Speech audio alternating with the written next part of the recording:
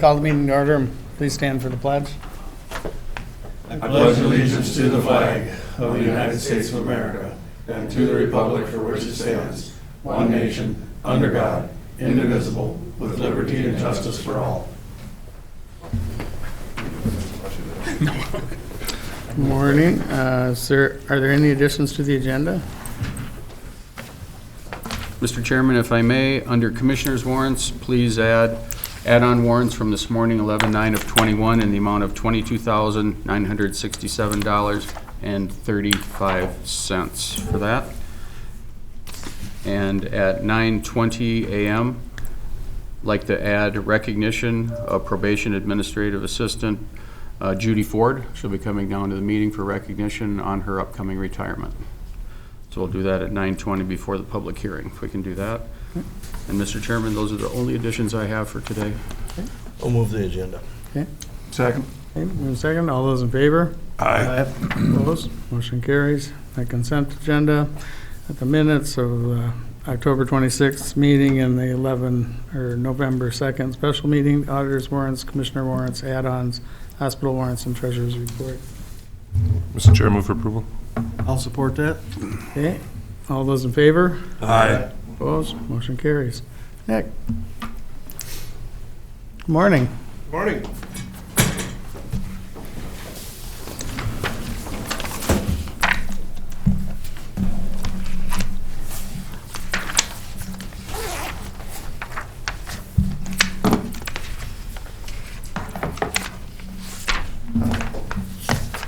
All right, first up for me today is project updates. First update I have is 2021 box culvert contract number 3. That's on our County Road 56. That project is substantially complete now. All the culverts are in. One unfortunate side note on that project though, the second patch we put in, bituminous, we had everything laid out, all the mix laid out in place, and we're just starting to roll it, and the engine blew up on our roller. So we had to wheel pack, and it didn't turn out well, and it's getting worse, as you alluded to before. So I think we're going to have to rip that out and fill it with gravel. It's not going to look good because, we patch it and then we rip it out, 2 months later or whatever, but just how it goes, I guess. I think that's a 1970-something model roller, so I guess it was time, so. So just so you know, you'll probably see that coming out and getting filled back in with gravel. How long a stretch was it? A couple 100 feet, I'm guessing. It wasn't a regrade section, it was just a culvert section. Could have been worse. Yeah. Oh yeah, could have been a lot worse, but I don't know. It's how it goes sometimes, I guess, so. Next update would be our 2021 box culvert contract number 5. That's up in the Ruthven area, and that project is now started. I don't know if they'll get all 3 of them done, but I think they'll get at least 2 of them done this year yet, so that's good. Then the last update I have is the 2021 overlays. I have a request for board action in the packet to approve final payment for that project, so getting that all wrapped up.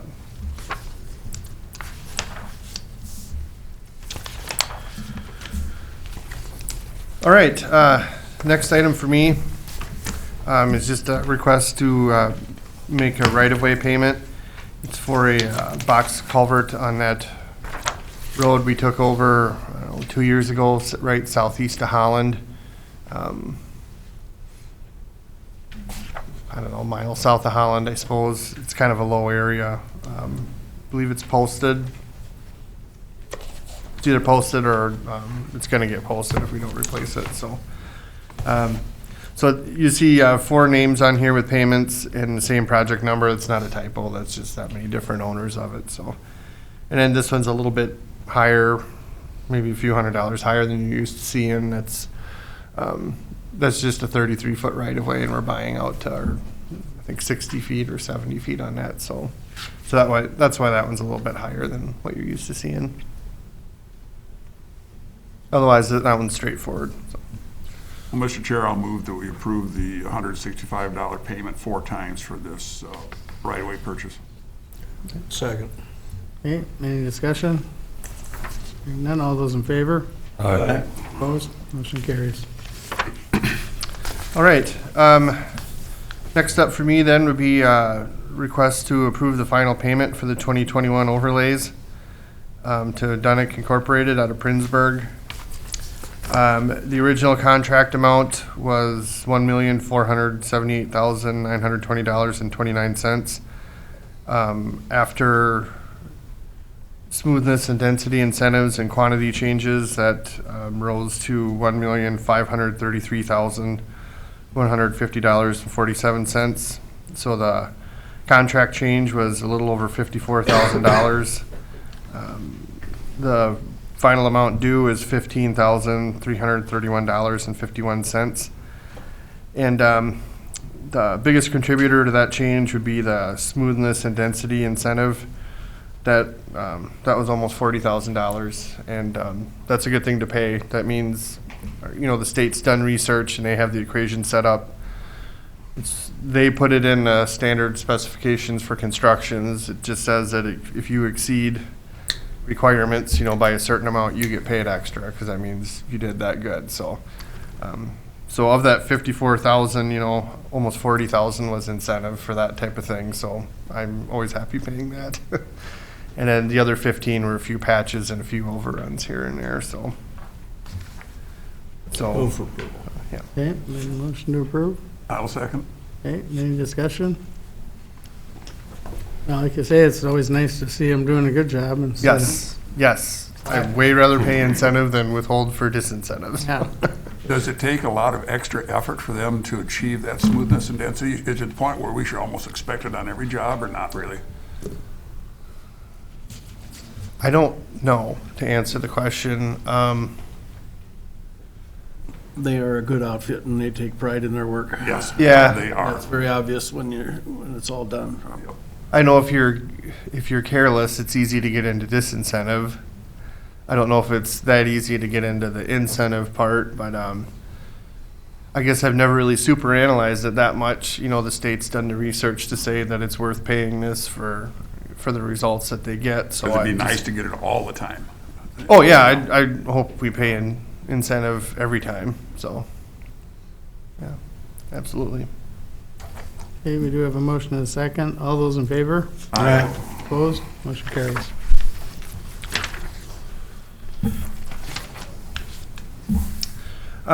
Next item I'd like to talk about, we don't have to do anything about it today, but looking ahead, do we want to bid out 6 months worth of fuel again as we've been doing? And if so, do you know what day you want to do that? I can come back in 2 weeks and we can talk about it again, but I thought I should at least start the conversation now. So for the January through June 2021 fuel, we opened those bids on December 22nd, if that means anything to you. I don't know if that time works good. We could do it earlier, I suppose. I don't care when we do it, but 14th or 28th, those are our two meeting dates for December. okay. 14th give you enough time, To get the, bids? yeah, That gives you time I to think bid. we only advertise for 2 weeks and it's only ever the local people that bid anyway. And I think that, or I suspect that they call their suppliers the morning of the bid and get their price. Well, because it changes so much, so. Right. So I don't, advertise for 2 weeks or 3 weeks. I think 13 of those days are wasted anyway, so, yeah, I just plan on putting it into paper for 2 weeks, I guess, so. With our greater storage capacity then, so if generally it's the local suppliers we've been buying it through, they've been bringing in transports themselves too, and so we're maximum out, we're filling our capacity. We order them when we have room for a full tanker, so we save on that delivery, so Yep. pay the minimal delivery fee, if you will. We don't want them to haul it in. Small loads. Yeah, like 5 loads to spread out over how long. We want enough room to where they come in with one tanker, one trip, and, Yep. so we pay the least on delivery, I guess, so. Yeah, so that's how we've been doing it. So even though generally it's local suppliers, we're still getting a transport load in, we're not just getting small loads in. Right, they order through their supplier, the transport shows up, fills our tanks, but the local guys with their trucks go to our outlying shops, because those are small tanks, so. Yeah. And what have we got for capacity right now? Are we half full, or how much we got? Oh, how much is in the tank today? Oh, I have no idea. We just go till the alarm goes off and then we call it in. But it's not like we got a number of months worth of supply in there, we need to. Before we advertise, like right before the ad goes out, we look at exactly how much we have in the tank and how many tanker loads we think we want to order, because we bought it essentially, so we gotta have room for it. So it'll fluctuate by one load, plus or minus one load each time, just kind of depending where we're at, right before we put the bids out. And I think we've hit it every time, so it's fairly dependable. So I'm sure now you wish you had room, because we had a pretty good price last time. yeah. Maybe we should put in another big tank, right? No, they're too expensive for I don't that, see it but going down anytime soon either, Mr. No. Chairman. I don't think it will either. I think it's just going to go up, but Right. that's my guess. So Bid it as much soon as we can, and It always seems like if they Yeah. are gonna give you a break around Christmas time, traditionally it has gone down a little, but then as soon as the holiday's over, right back up again. okay. I guess I'd make a motion that we set the letting date on December 14th at 10:30 a.m. I'll support that. Any discussion? Not all those in favor? Aye. Opposed? Motion carries. You said December 14th at 10:30? Yeah. Okay. Okay. We will get that in the paper, get the ads sent out, when that gets a little closer, so.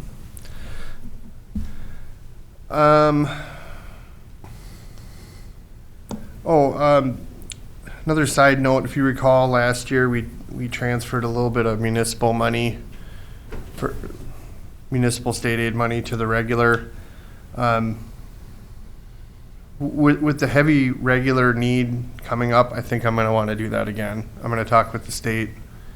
So I might be back in 2 weeks for another resolution for that. I think it'd only be probably a couple $100,000 or something, but right now our need is just way heavy on the regular side. We can transfer some money by board resolution, so I think I'm gonna wanna do that again, but I wanna look at the numbers a little closer. If we need to put regular and municipal, that doesn't take a resolution, so I'd try to mention it, but I don't even know if, don't need any action for that. I don't know why it works one way but not the other, but that's just how it's set up, so. So I might be back in 2 weeks for that, so just a little heads up there. Last item for me, maintenance updates. Last month, we've been doing some ditch cleaning, fixing some washouts, doing some tree trimming, trying to wrap up mowing. Had a couple culvert separations to work on, and we've been putting up snow fence to, because it's that time of year, unfortunately. So yeah, normal amount of snow fence, actually probably a little bit more snow fence than normal, so we think it helps and is worth our time, so that's why we do that. Outside of that, I guess that's all I had. Anybody have any questions for me? Make a comment. I spent the last month, 6 weeks, roaming around the county, south half of the county on gravel roads, and your employees and you deserve a credit for that. The gravel roads are great. Oh, good. They're great this fall. I know it Good. helps that it was a nice dry summer, but Yep. there are gravel roads that are smoother and better than a lot of tar roads. Okay. that I've taken. Yeah, we probably got some extra gravel hauled this year, and that was partially based on what we heard at the road and bridge hearing. So if you're liking how that's looking, That's a good way to say it. I didn't budget any more for next year for gravel, but looking back now, I wish I would have. So I might want to try to find a way to crush some more gravel or something so we can haul more, because if it, you know. But thank your guys for the blading job. Yeah, They do too. will do. They a nice job blading, and Yep. our township had a bad blader one year, and it was awful. You know, Yeah, you can ruin a road in a hurry with, Yep. with a bad blader, but a good one can do wonders. Thank your guys for Yep. us. Yep, and the one in Edgerton area has been here forever, so It's great. yeah, he's good. So will do. Any other questions for me? Otherwise, that's all I had for Dave Coyman, if anybody wants to know. Yeah. Yep, that's him. So Yep. Don't we have a gravel crushing project that's out right now? we do, but you know, with we put more down and we're seeing good results out of it. And I wish I would have probably made that bigger. I know we can probably raise it by 25%, but I wish I would have made it bigger already. You know, with where we're at on gravel supply and what we've got out of it. So I don't know. I might try to come up with a way to do that, but we'll see. So Well, I mean, if they're willing, can't you have them do more, or? yes, yep. But I didn't budget that much for it. We could possibly use wage tax to do that. I could maybe look back over the years and see what we've budgeted versus what we've spent. You know, maybe we have some in our reserve, some extra money there. So I just don't want to budget a certain amount and spend way more than that. You know, I want to try to Right. do right by that. So, but I doubt they're going to crush this year. So I think we got time to look at that and think about that. So. Okay. You're pretty well set for the winter then, as far as supplies, salt and so forth, no issues getting stuff in that we need? We're getting the sand local. I think I haven't heard any problems with the salt. Cutting edges, I'll be back, I think, in 2 weeks to order those. I think been told from some people we can expect delays on those. We have some, but I want to be stocked way up on those if there's going to be a delay on them, because if we get a bad winter, then what do you do? You know, I don't want to be sitting there unable to plow, so so we'll probably stock up on those much as we can hold or whatever, you know, just so I think that'll probably be 2 weeks. I'll have that number for you. So all right, well, that's all I had. So Thank you, All right, Nick. thank you. thank you.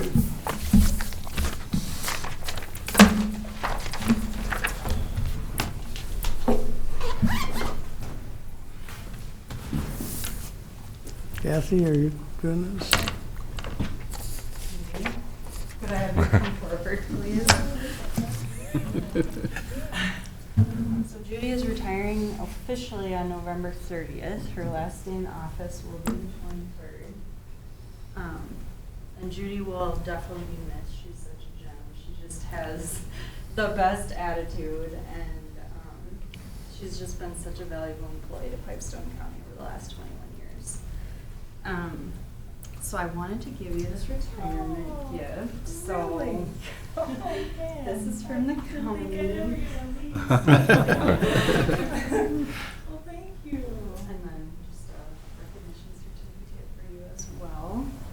And I don't know if anyone else wants to say anything, or Judy wants to say anything. Well, I feel like I've been on a 21-year marathon, and I've crossed the finish line, and I appreciate the recognition. It's been a good job. Pipestone County is A1. All of the collaterals we've worked with and people in the courthouse, it's a really good environment. So I will pass on good reports to the new person taking my place, and hopefully she'll enjoy it as well. So, thank you. Well, we sure appreciate all your years of service to the county. Absolutely. Well, thank you. Yeah. I know many other people have put in a lot more. I did put in 8 at the hospital as well, so that was the county. So I'm just a little short of 30 years if you add those up. Well, you can stick around for a while. I know, just to round that number off, but Well, my husband is chomping at the bit. He retired in July and he's ready to go on a trip. So I gotta get going or I'm gonna get left behind. And your grandchildren are in Nebraska? Lincoln, Nebraska, Yep. yeah. Yep. Yeah. And Well, they're Judy, all- I really have appreciated you over the years, and we're gonna miss you. We really are. Thank Yes, you. indeed. Thank you. You can thank Chuck Ness for the second day that I showed up. He said, well, the first day was a disaster because for some reason the electricity went off, so all the things that I was gonna get trained on couldn't be done. The second day I showed up, Chuck's like, you came back. And I'm like, if that's all I have to do is show up, I'll just keep showing up. It's gonna be a transition again. I know, a new phase. Yep. Oh, New phase of life. Yep. But don't all of you, your day will come. I don't know when, but It's- thank you for all of your service. yeah, thank you too very much. Thank you, Judy. Thank you.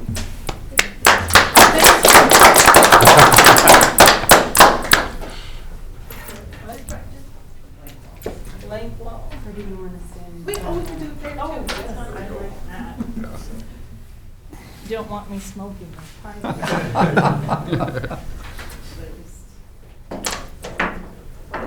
Just hold them, yeah. If you Hold don't, them. I want to see the pipe. Here, I can. Oh, the pipe, that's what it is. That's right. Kathy wants in the picture too. I don't think Kathy wants to be in the picture. There we go, perfect. Oh, I'm sorry.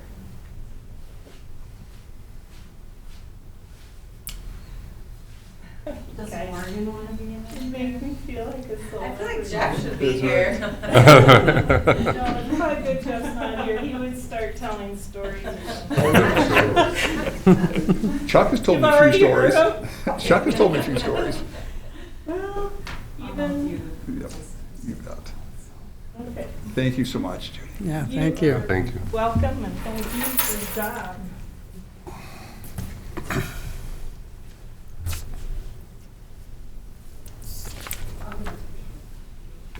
Oh, yeah, that-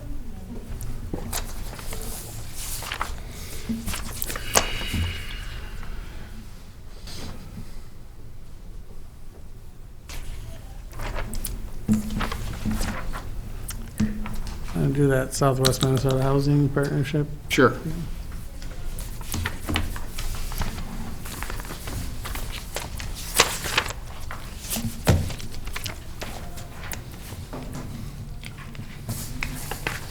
Mr. Chairman, what we have before us is a request by First State Bank to sign, be another subordination agreement with mortgagees Robert and Kathleen Schreiner. The county did do this back in 2019, and they have done some refinancing with it. There's a face sheet letter that came with it. I did run this past County Attorney Demain Sandy, and he said this would be fine. He said, just make sure you read the letter out so that everybody knows what's going on with it. This is through this Southwest Housing Partnership that Pipestone County is a member of, so they're able to use funding. This couple and other people can use funding from this partnership to help them get loans for houses. Home That's the idea. improvements. Yeah, they're actually home loans and Oh, for okay. actually getting a house. So they did refinance it back in 19, and they were looking like they're doing that again. The address is 705 3rd Avenue Southwest. And for the video, I'll just read it into the minutes here, if that's all right. To the Pipestone County Board of Commissioners, First State Bank Southwest is performing a refinance for property owners Robert and Kathleen Schreiner. It has been discovered that there is a second lien on the property, which was previously subordinated by Pipestone County to the first mortgage with First Farmers and Merchants Bank. We are requesting Pipestone County to sign another subordination agreement for this property.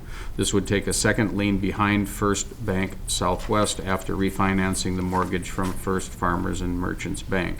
Attached, we'll find a draft copy of the new subordination agreement. We are unable to completely fill out the form as we must have the new mortgage recorded first. First State Bank Southwest is requesting approval from the Pipestone County Board of Commissioners to proceed further with this transaction. By approving this request, Pipestone County agrees to subordinate their lien to First State Bank Southwest's new mortgage after the recording of the new mortgage document. We would send a complete subordination agreement to Luke Johnson, Chairman, and Steve Ewing, County Administrator, for signature when all the final recording information is completed and obtained. If you have any questions, contact Emily Vreeman at First Bank Bank Southwest. Sincerely, Emily. And it's my understanding from looking this over that in 2012 is when they initially got this loan, and every year for 10 years, 10% would be forgiven. And so it's going to basically be done next year anyway. So at this point, we're really not subordinating very much of it. No. But, in keeping with the program, that's what they require, I guess, to. Mr. Chair, I'll move that we approve the subordination agreement. Second. Okay, we have a motion and a second. Any discussion? None. All those in favor? Aye. Opposed? Motion carries. Okay, thank you for that. Mr. Chairman, I'll get signatures at the end of the meeting on this from you. Kathy, you have any personnel? Yes.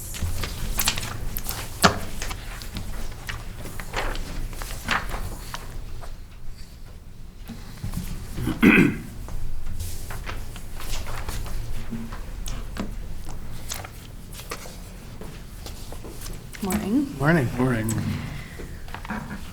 Okay, the first item I have for board approval is the resolution for the cafeteria plan arrangement, and that's resolution 593921.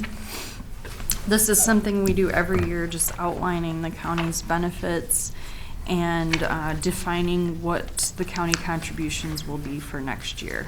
You guys already approved the contributions in September, so this is just making it official and making sure we have a resolution in place for that.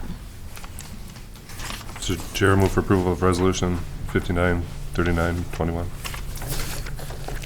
I'll support it. Okay, motion and second. Any discussion? Hearing none. All those in favor? Aye. Opposed? Motion carries. Thank you.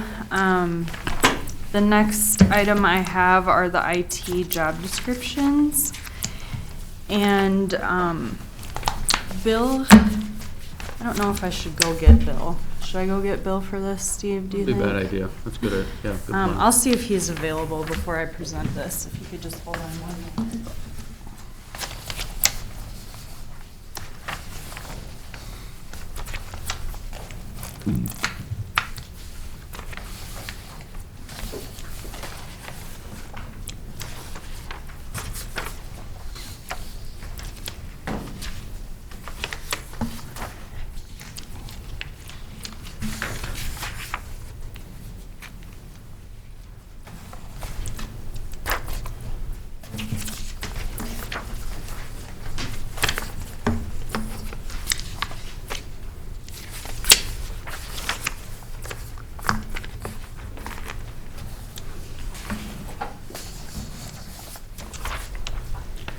Okay, so earlier this year, Bill did approach me and said that Bridget has taken on a lot more responsibilities in the IT department. She does a lot of the same stuff that Bill does. We hired her in as an IT technician, so kind of that front level IT person to handle tickets and technical support, and her job has kind of evolved over time. She's been with us for 4 years now.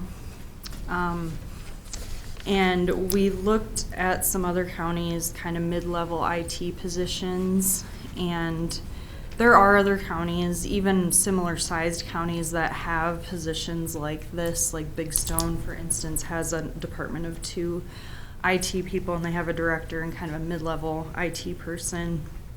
And so just to make it accurate on what her actual responsibilities are, making sure we're recognizing those responsibilities that she's been doing and will continue to be doing, we created this IT analyst job description. So I don't know if you guys have any questions on it. Bill is here to answer the questions if you have like technical questions about the job itself or the difference or? What's the difference in salary We don't know that yet. okay. So that would be part of my request would be to, we believe it should be higher than her current range. Obviously, or we wouldn't be like going through this process of updating and making a new job title. So we feel it probably will be a couple pay ranges higher than her current position, but obviously less than the IT director, so somewhere in the middle of those. And I don't know that until we get the job description approved and rated. So then I would be back for board approval of the rating, and then we'd be looking at a time frame for promotion into that job, so like December 1st or January 1st for that. Okay. And then in conjunction with updating Bridget's job description, we also updated Bill's. His did not have any reference to being a supervisor. It was still his old kind of, it had the director title, but was kind of a coordinator description without having a supervisory experience and responsibilities in there. So we did update his as well. I'm not sure if that'll go up or not, but I think they should both get looked at the same time since it's a small department and they both changed. So you're just looking for a motion to approve the descriptions, and then they'd be sent out for grading or? yep, so I'm looking for a motion to approve these two job descriptions and allow me to send them into Gallagher Benefits, formerly Fox Lawson, to rate these job descriptions and come up with a recommendation. And the Personnel Committee was informed of this ahead of time too, so. I'll make that motion. Okay, I'll support it. we have a motion and a second. Any discussion? Hearing none, all those in favor? Aye. Opposed? Motion carries. Thank you. And then the last two things I have are, I did hand out our pay grid this morning with a couple of pay rates highlighted. So we do have two new hires that are looking to start in November. We would like to hire Kimber DeBono as the probation administrative support specialist, so to replace Judy's position.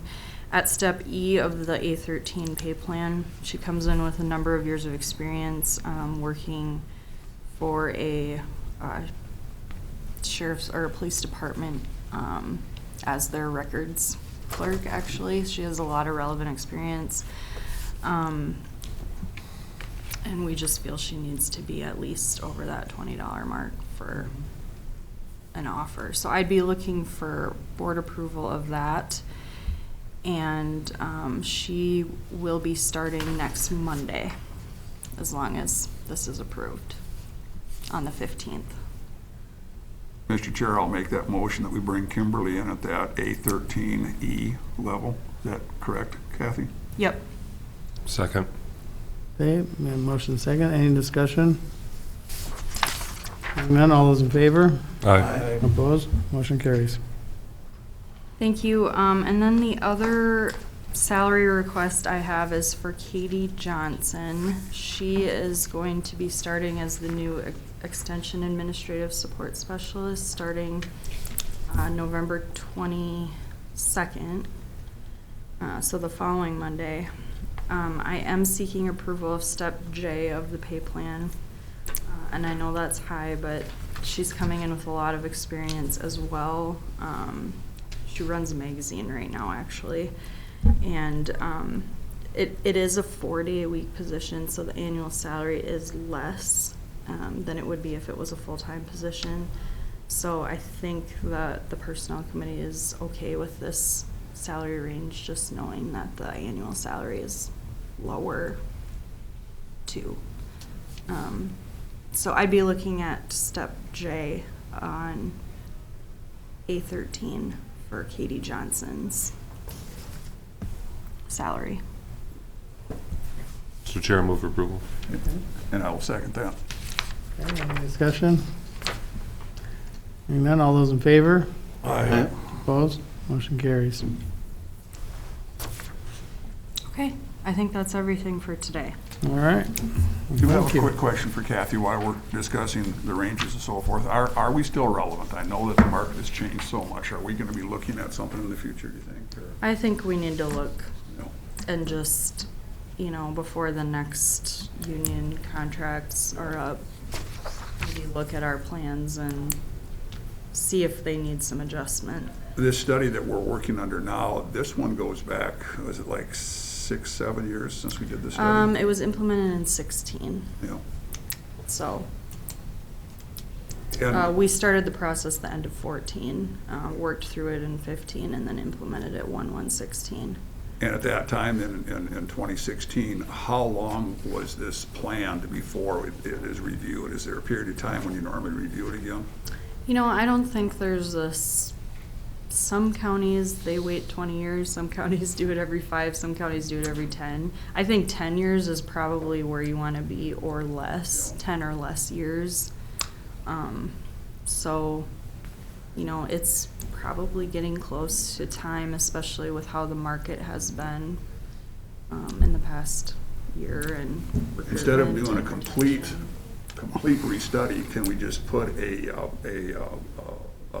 multiplication factor applied to our current study, because we know that the market has changed so much?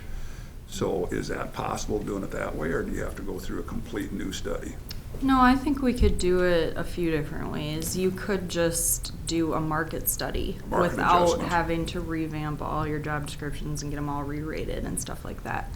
And just make sure that your salaries are still in line with the market and go from there. I don't think you would have to do the full-blown entire study over again. Because obviously, we've got good employees, and we want to make sure that we treat our employees correctly, and we know that the market has changed, and we don't want to put anybody at a disadvantage. We obviously, we still need to take care, of course, of taxpayers' money, Yep. but we also have to take care of our employees as well, so.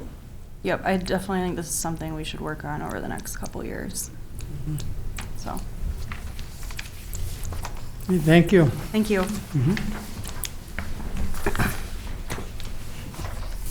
And Jeremy?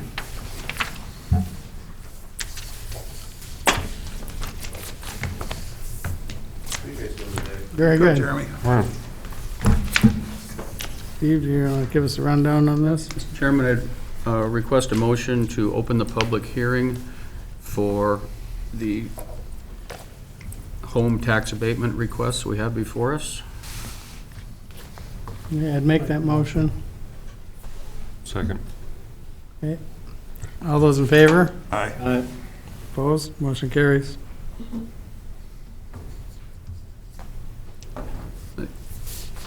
Mr. Chairman, what we have before us is, you have in your packet notice of the public hearing, and I have 2 draft resolutions to go forward here.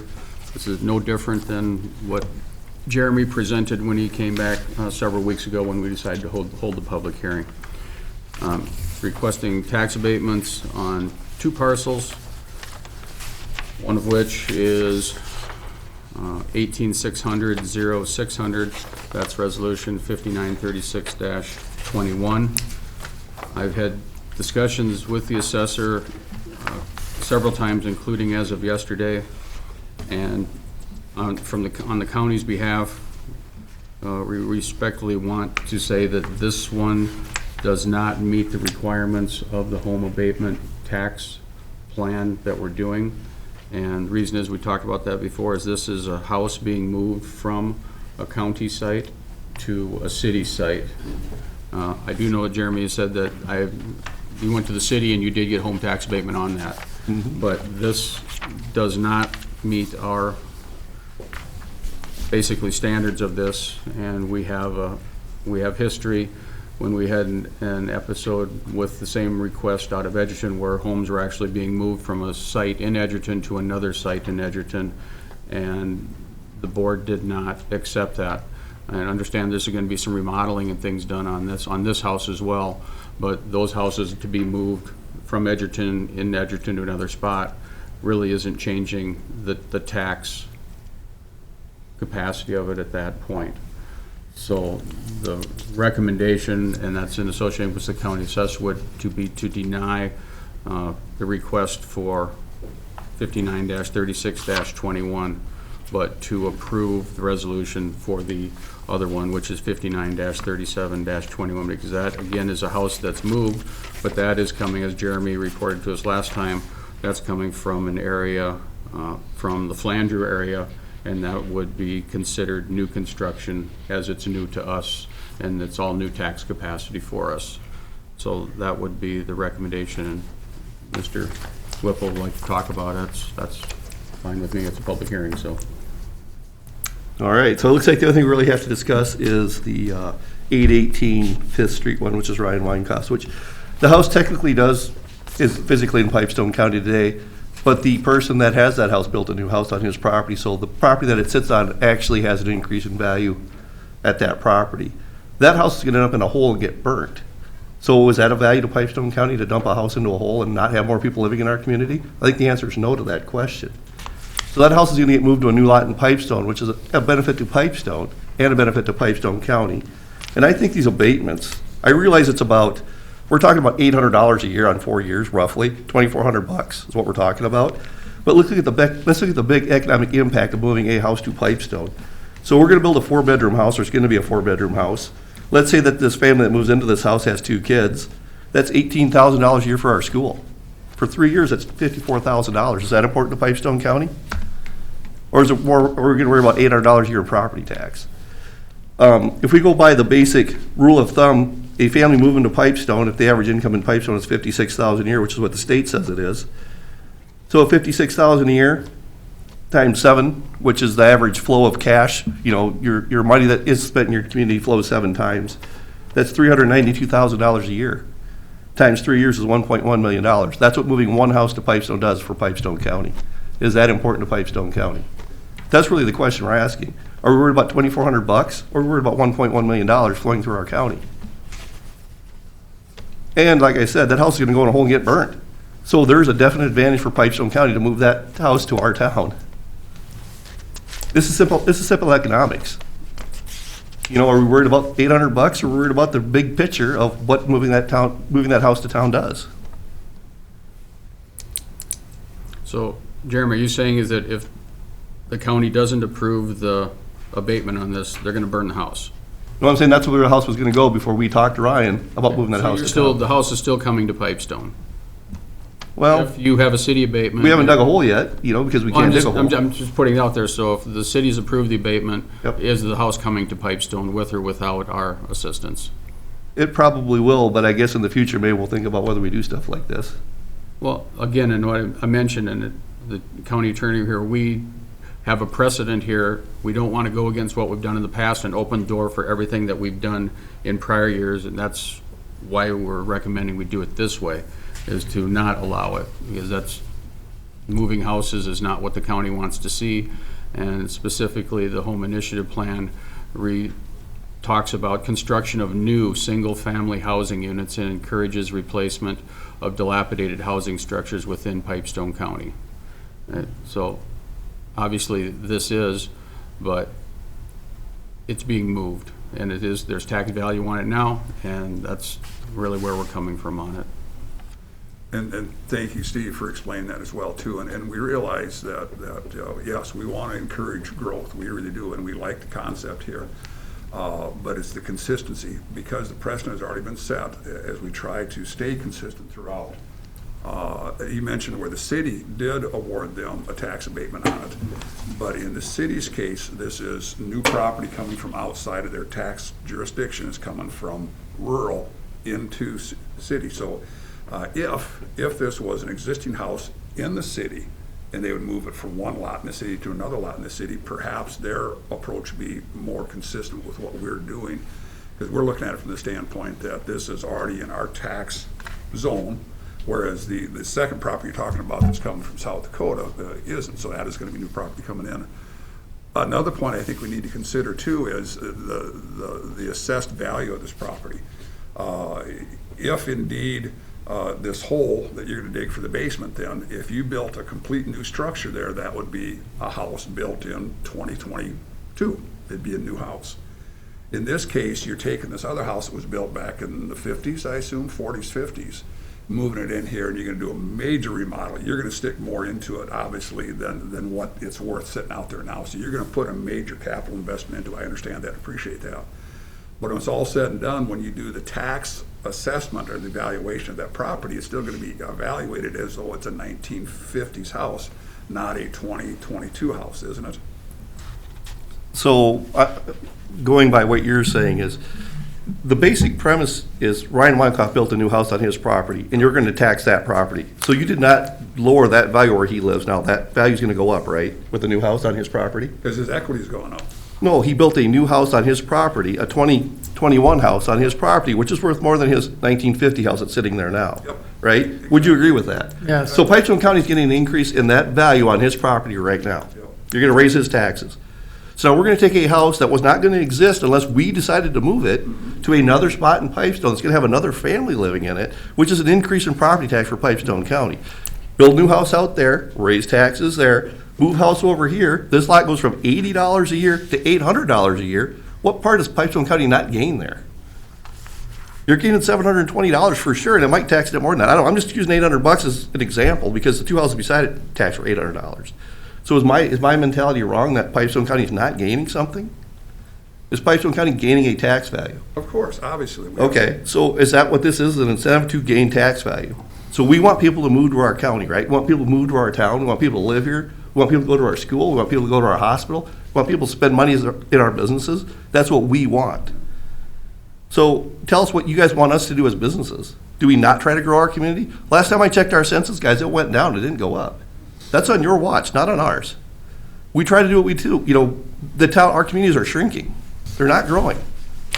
We're trying to be creative in bringing houses to our communities. And all this is an incentive to us. This is not going to be a benefit to the Pipestone Development Company. This is an incentive to whoever buys that house. That's what we're trying to do, is incentivize people to move to Pipestone. Jeremy, when we first started this abatement program, you know, we tried to envision all the possible scenarios that there would be. Yep. Now, I guess you could make the argument this might be one area where the program maybe should have been looked at a little differently to start with. But we can't change that. We're working off the rules of the abatement program that we started. And because we've already made rulings in the past saying that, well, you're moving one property within the tax district to another in the same tax district, it's not a net gain on that particular structure. And again, acknowledge the fact that you're gonna be sticking a lot of money into this. It's gonna be more than just the value of that property when it comes in here. You're gonna, with the remodel and so forth, the addition, it's gonna be very, very nice. I appreciate that. And I do appreciate the growth. But I hope you can understand that as we try to administer this program, we try to do it fairly, and fair is a very difficult thing sometimes to do. So I don't know how, I agree completely with Steve, I don't know how we can change our ruling on this one and stay consistent with what we've done in the past. See, I don't know what happened in the past. I don't know when they moved that house, if they built another house on that lot. I have no idea. Does anybody know? Or is it just an abandoned lot? Because that's a big question. If I moved a house, and you're absolutely right, if I move Ryan's house off that lot and I leave an empty lot, and nothing happens to that lot, let's say he tears it up and farms it, but then moving this house, there's no benefit to Pipestone. You actually did not gain anything. But the fact that he built a new house and we're moving that house to another spot, which is an increase, it is an increase in tax for Pipestone County, which is the point of the abatement, is an increase of tax. But just to be clear, the $800 amount is actually the city portion of the tax. The county portion of the tax is less than $300. Well, I have no idea. I just throw that 800 out there because that's what the other two houses get taxed at. Yeah, it's not. Yeah, the abatement total is $831 for basically 3 years. For the 3 years, Yeah. yeah. Do you know what happened on that Edgerton example? Build a church there. So something is being built there. So you're going to build a church there, it's going to be tax exempt. So really, you actually lost tax value on that deal. Well, no, the houses are still there. They just moved them to another site in Oh, but the Edgerton. church building getting built on the existing lot means that that lot that house used to sit on is worth nothing because it will not get taxed because it's a church. Right. So in that example there, yes, you did not gain anything. You moved a house to another spot and you're getting the same tax. They're going to build a church on that lot, which is tax-free. My example is he built a new house, which you're going to raise taxes on. His taxes are going to go up, and we're moving his house to another spot, which is also going to get taxed. I think there's two different examples there. Purpose of the abatement is to encourage people to build. That's about all we can do. We'll lower your tax rate for 4 years. I built a new house, I got the abatement, so I understand how this works. Would I have built a new house without the abatement? Probably. Absolutely you would have. This abatement is, I'll be honest with you, I built 6 twin homes in Pipestone. Would it matter if I got abated? Not to me, no. To me, it's not an incentive to an abatement. It's not an incentive to me as a builder to build a house.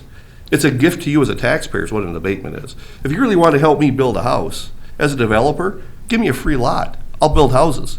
There's free lots available in Edgerton. I know there is. Edgerton has a good plan. Edgerton understands growth. I'll give Edgerton that. They understand growth. They build houses in Edgerton. It's a problem we have in Pipestone.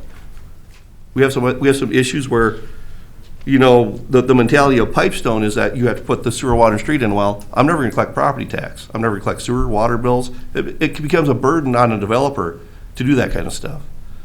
But from the city standpoint, if you want to collect tax, it's like a lifelong annuity. So if I build I'll give you a good example, the 6 twin homes we built by Colburn's, they generate property tax at $24,000 a year. Every year. 100 years from now, 10 years from now, it's $240,000 in 10 years. You know, do the math, it's a lifelong annuity. That is how you build tax base to lower everybody's taxes. People living in them. And in those 6 homes, we gained 6 families that did not live in Pipestone, in the city of Pipestone. Some of them lived in county. We gained 1 from Lyon County, which that's a bonus. That's what we've got to look at.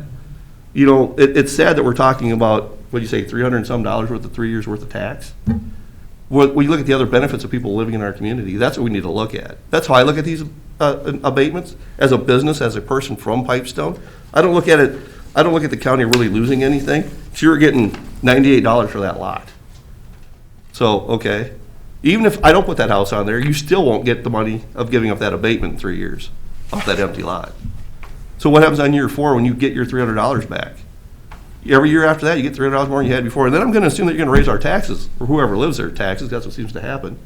Well, it is, let's be honest. That's what taxes are for, and that's fine, you know. But to have people helping chip into the pot helps. Jeremy, if you were the individual a number of years ago that had applied for the abatement on the house that was moved and was turned down because it was moved from one county tax area to another county tax area, okay, so that was a number of years ago. So if you were that person and now we approve this, how would you feel? Well, if I was the person that moved that house and knowing that they were building a church, which is a tax exempt structure on that property, I think you as a county have a pretty legitimate statement in the fact that, hey, you moved your house to build a church. That church has 0 tax value to Pipestone County, so we have a gain of 0. You moved a house to another lot. And they may have remodeled it. I don't know. I'm sure they probably did. And you probably raised their tax a little bit. But did you gain another family in Edgerton for moving that house? Your answer is no, you did not. Because you're not living in the church, I'm assuming, right? I don't know what church it is. But here you got to look at the advantage. This is a totally different deal than that situation. In that situation, I would say no, because you didn't gain anything. In this situation, we're gaining something as a community. We're gaining another house, we're getting another tax structure, and the existing structure that was there has a new house on it. So where's the negative here? Where did we go backwards, or where are we staying even at? It's a gain for Pipestone County no matter how you look at it. And I think that's a legitimate answer to that question. If they would have built a house on that lot, and then you were comparing this, I'd say, yeah, I'm probably crap out of luck. But I don't think these are comparable situations, comparable scenarios. The guy that moved the house had nothing to do with the future use of the lot where the house came from. He didn't know it was going to be a church or a saloon, so that had no bearing to. But see, what I'm telling you is we're moving a house. I know what the situation was out there. They built a new house. So that house was built. So the fact that he moved a house without knowing what's going to happen to his other lot, you didn't know either. But I'm telling you that he built a new house. Actually, he's living in it right now, and we're going to move his other house. Rather than trash it, we're going to move it and make it usable again for the community of Pipestone. And you guys are going to tax it.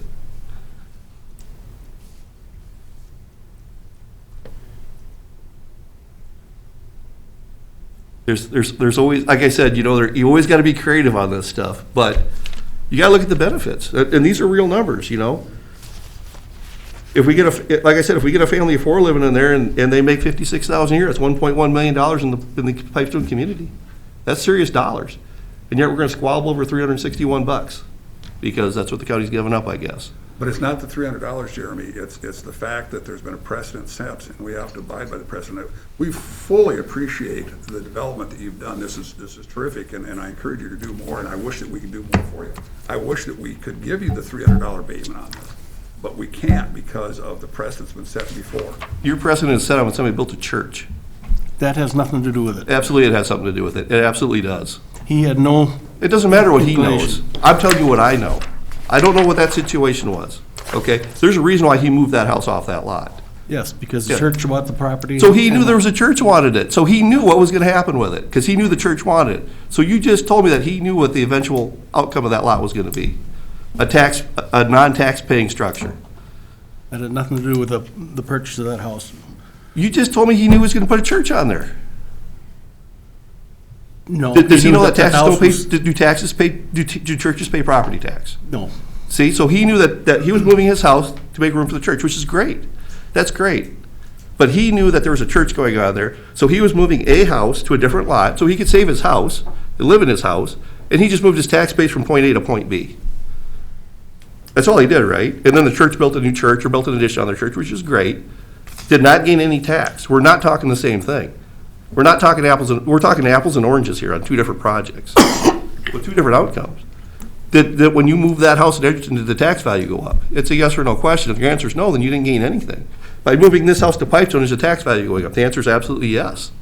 But The tax value is going, there's a value to Pipestone County to have another house in town.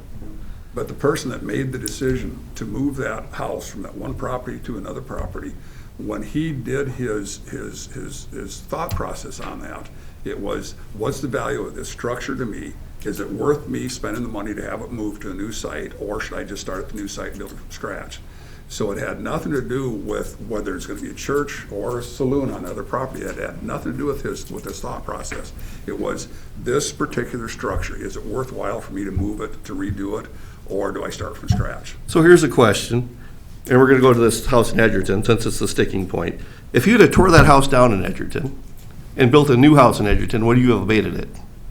Yes. Yes. Okay, what's the difference? Why would you have abated it? Because all he did was he moved a house from a structure to another lot. So, but if he tears the house down, which is a loss of property, how many houses do you have in Edgerton from that move? How many livable houses do you have? One, the one he moved. If he'd have tore his house down and built a new house, you still have one house. But the new house. How do you have that he built- two? You don't have two. There was two in those slots. Same person moved two houses. Okay, but did you gain two more? You didn't gain two more houses in Edgerton. The answer is no, you didn't. You moved two houses, which is fine. You moved two, you have two. Okay, he's building one and we're moving one, so we started with one, now we're gonna have two. Two is more than one. We're gaining a house. We're gaining a tax value. Jeremy, I how think about this the is a question- totally different conversation. How about the question of the value of that property? So had he built a brand-new structure, that structure would have been worth more than it's worth today, because he took an old structure and moved it and remodeled it. I don't understand the value. We're not here talking about whether I build it. If I go build a $300,000 house and the tax value is worth $2,500 a month or a year or whatever, it'd be more than that, it'd be like three grand a year. Does it make a difference? I think it does, because of the taxes. Does it make based a on difference for that family that's living in that house? Does it make, because that, to me, that's what we're talking about. I'm not worried about a structure. I'm not worried about a house. I'm worried about people living in my community. I'm worried about people shopping at our businesses. I'm worried about people going to our school. I'm worried about people going to our hospital. And that all starts with having houses in our community. And we're gaining a new house in our community. That's what we're talking about. We didn't lose anything. We didn't lose anything. We're gaining something. And that's what these abatements are for, is to gain something. We're gaining something. But the abatement is based on the tax value. Yeah, it's $361. That's what we're talking about. Over 3 years. And what I'm talking about is, hey, we can quit doing stuff. What I'm talking about is that house, that little 4-bedroom house in Pipestone, Minnesota, if that family can generate $56,000 a year by the economic formula of money spent in your community, 56,000 times 7 times 3 is 1.1 million. And we're fighting over $361. That's what we're talking about. And I'll say, hopefully it's a 4-bedroom house, hopefully they have 2 kids. That's $54,000 to our school in Pipestone, Minnesota, or maybe Edgerton. I don't know where the kids are gonna go to school, but they're gonna go to school somewhere, and hopefully it's in one of our community schools. We have good community schools. That's 54 grand, but yet we're fighting over 361 bucks. That's what we're gonna fight about. Steve, do you have a copy of the tax abatement policy? Yes.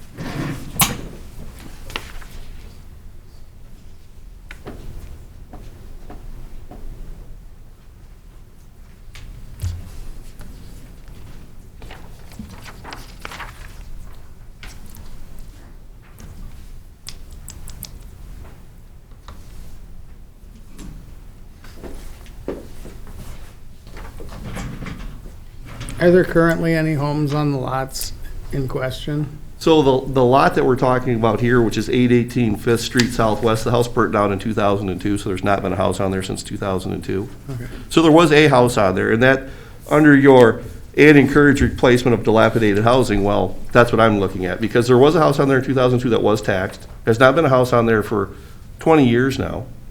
The value, you guys get $98 a year off that lot. And nobody's living on it. There's no tenants on it that I've seen, so there's nobody getting any value of that lot whatsoever.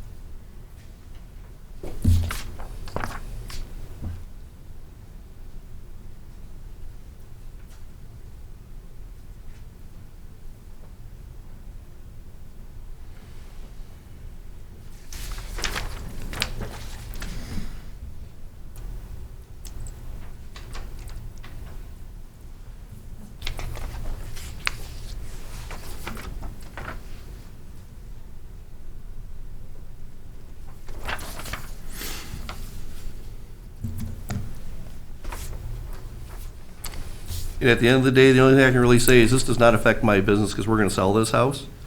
So I'm fighting for $361 for somebody else, not for me. I understand that.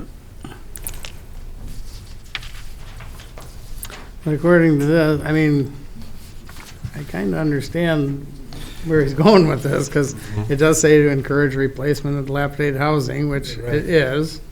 You're replacing a house that burned down.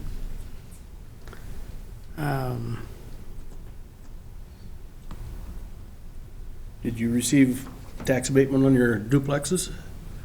So, 4 of the 6 we did, yes.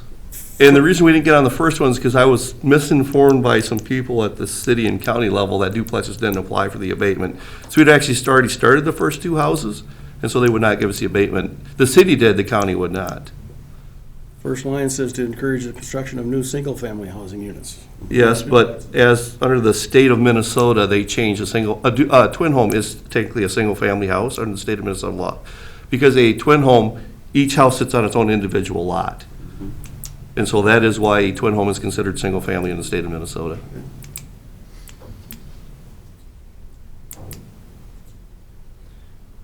When I read that line, to encourage replacement of dilapidated housing, I'd say it fit. That's what he is doing.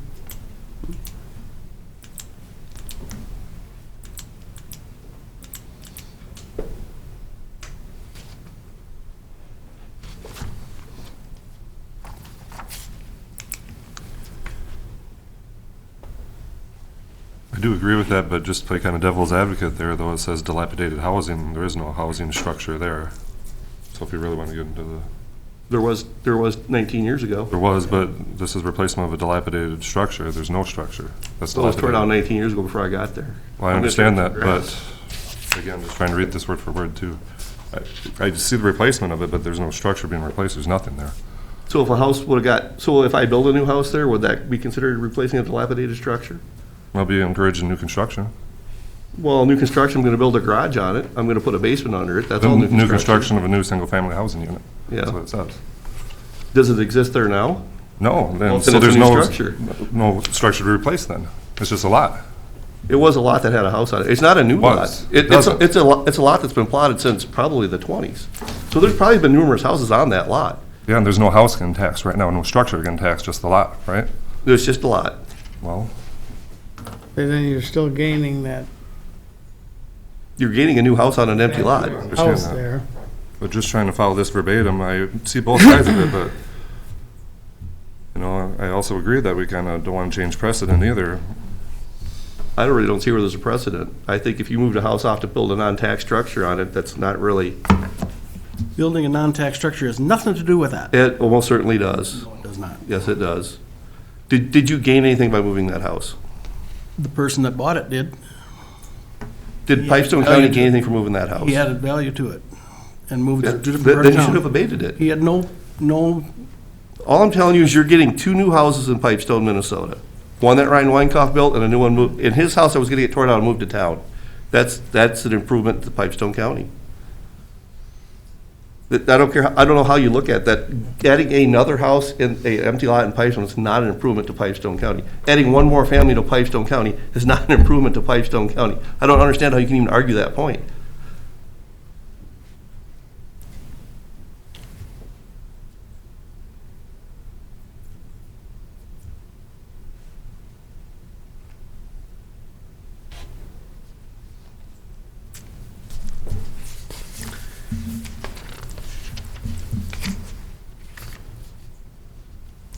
Do we have anyone else who wants to speak to this matter?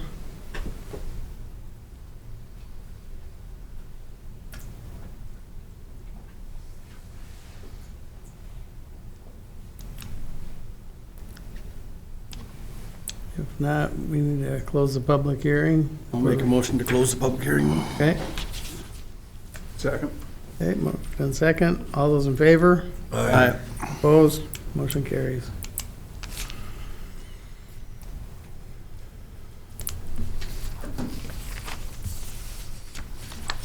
Well, you have heard the requests. Mr. Chairman, there's a couple things you could do here.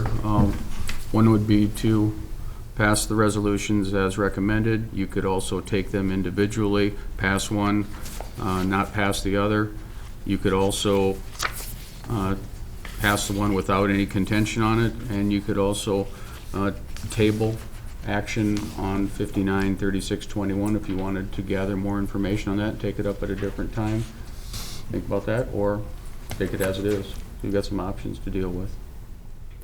Mr. Chairman, we've dealt with this for 2 meetings now, and I think we don't need to table it again. I make a motion, we vote on them separately. Okay? Is that in order? I'll second the motion to vote on them separately. Okay. Any discussion? Hearing none, all those in favor? Aye. Opposed? Motion carries. We first take up the non-controversial one. Yep, in fact, Mr. Chair, I will move that we approve the tax abatement for the property being moved in from South Dakota, the structure being moved in from South Dakota. I'll support that. That'd be the 505 9th Avenue. Yeah. Okay, do we have any discussion on that? Hearing none, all those in favor? Aye. Opposed? Motion carries. That one's fine. Okay, getting back to the other one at 818 Fifth Street Southwest.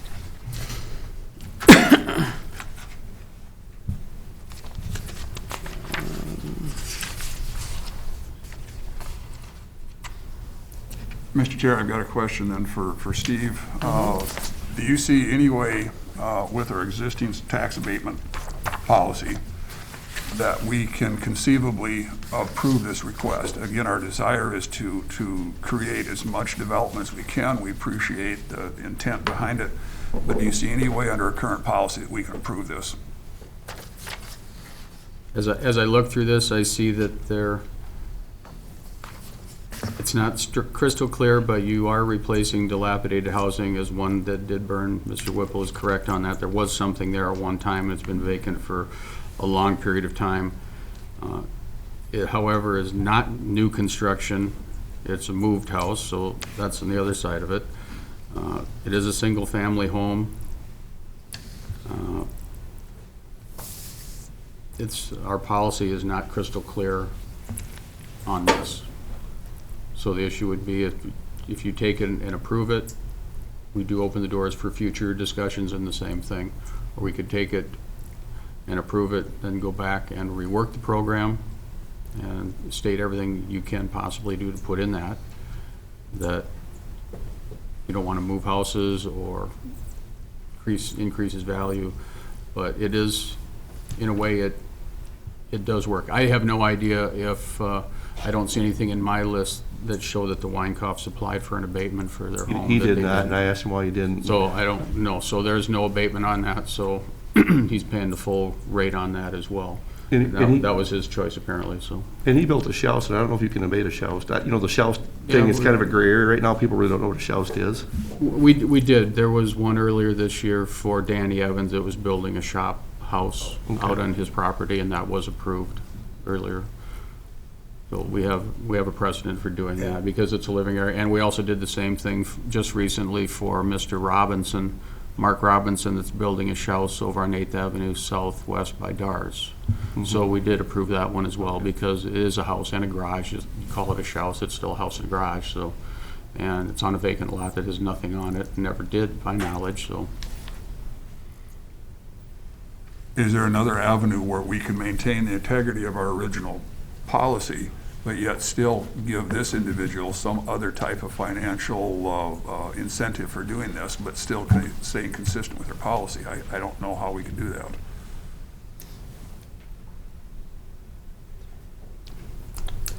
I think we approve it and then rework our stuff so it's crystal clear for the future. I mean, it's only $300 and some that we're talking. On this particular one, exactly, as long as there aren't any unintended consequences from previous decisions. That's the concern. The other one was a here. little bit different. I do see a little difference between the two.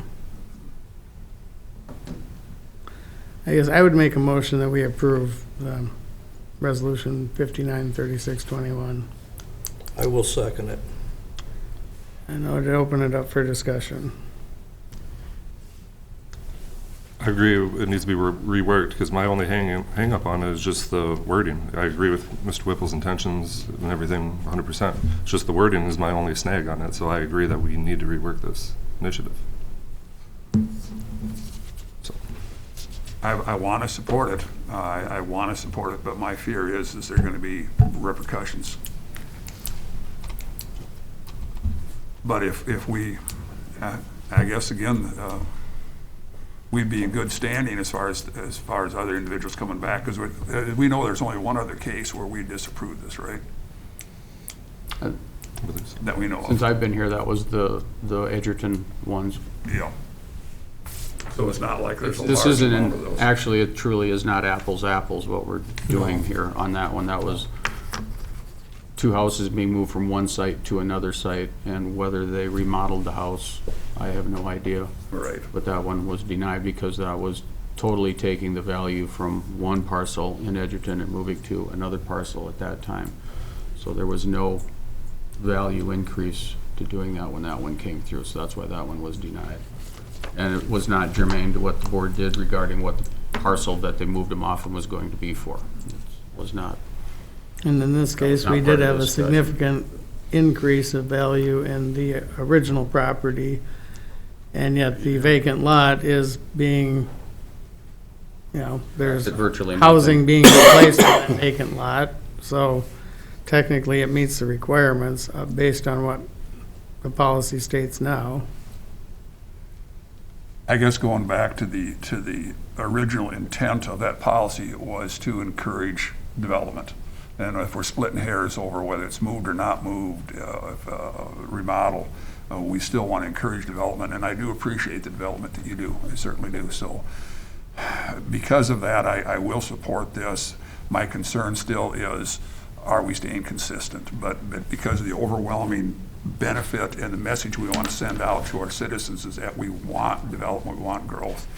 So I will support it because of that, but I still have concerns about whether or not we are going to create another problem because we are contradicting what we decided before. But maybe we can go back, we need to, and revisit that one. We may have to tighten up the language a little bit. Yes, definitely. Straighten this out. Any other discussion or question? I was not on this board when you rejected the Edgerton one, but doesn't seem fair to allow him to have one and not Edgerton, so I vote against the motion, so. And I understand that, and I'm torn between that. I understand completely. Yeah, I would just go back to, I think it is a slightly different situation that, I think the only commonality is the moving of a place. Mhm. But from there, there's some different factors. And I guess if you step back a little bit too, as we had absolutely no qualms whatsoever of the one coming in from outside of Pipestone County. That was no question at all. So the only question here is because this was already in Pipestone County. And that's the only difference in these two requests. But it helped that there was a new home built on that property that it came from, which would increase the value of that property as well. There is a gain Yeah. both ways. Any other discussion? Not all those in favor? Aye. Opposed? Aye. Motion carries. Thank you, guys. Thank you. Longer conversation I thought it was going to be. Oh, well. That's okay. And like you said, it wasn't the financial amount about it. Oh, it's the clarity of, yeah, I had that issue with the city on their historic grant deal where they had some language in there that, after I brought it to their attention, I got 2 grants on the same piece of property, they had to go report it, because that's not. Somebody's got to read into this stuff. Yep. I'll keep you guys on your toes. See ya. Yeah, thank you. Sheriff Freeman.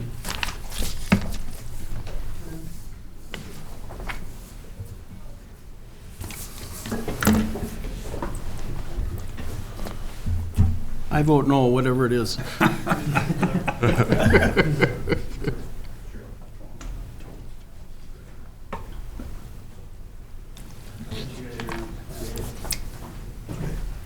Well, I'm here with the Employer Supported Garden Reserves. I don't know if anybody is aware of who we are. We are part of the Department of Defense. We're all volunteers. We have about 100 volunteers in the state of Minnesota. I cover 24 counties, 22 counties have 16 or 15 volunteers. We have 24 units that we take care of, the guards and reserve units. Our main function is to work with the soldiers and their employers. If there's any problems or anything, or to work out anything between them, we're here for both the employer and the soldier. Tony has one of the things that we do have that we want all soldiers to do. We think it's a great thing to put their employers in for an award. We call it the Patriot Award. And it takes you about 15 minutes, go down, and it's kind of a neat award to give to your employer for all the support that they give to the soldier. And it really means a lot, because nowadays, it used to be 2 days, 1 weekend, 2 weeks out of the year. Now it could be 4 days instead of 2 days, and deployments and everything, because there are a lot of deployments going out of the state of Minnesota now, lots. We have many guard and reserve units deployed. So the employers give up a lot and do a lot for the employee, for the soldier. And when the soldier can do this and thank their employer, we really push money, because each year, the soldiers get a brief from us. It's about a 20-minute brief we give them, and all their duties and what they need to do to keep their employers informed. So what we have is Tony put in for sheriff and the chief deputy this award, and should walk over by that. What I'm going to do is just kind of read what's on here for both of them. It says the Office of the Secretary of Defense, Employer Supported Guard and Reserves recognizes Keith Freeman, Pipestone County Sheriff's Office, as a patriotic employer for contributing to the national security and protecting liberty and freedom by supporting employee participation in America's Guard and Reserve Force. So what I like to do is congratulations. Thank you very much.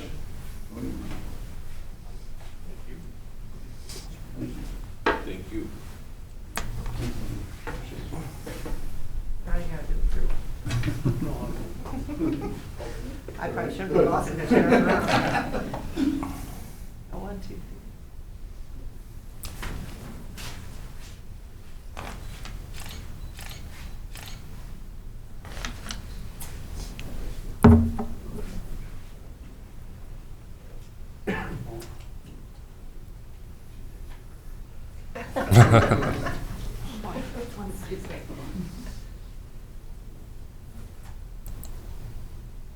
Thank you, guys. Appreciate it very much. Appreciate it. Thank you. Do that. Thank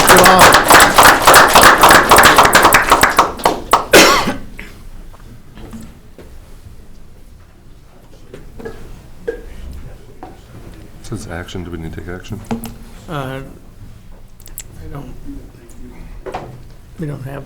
No, Take- there's no action. Okay. No action required there. Okay. Thanks, Steve. Just want to say Hi. anything about it? That's Morning. Morning.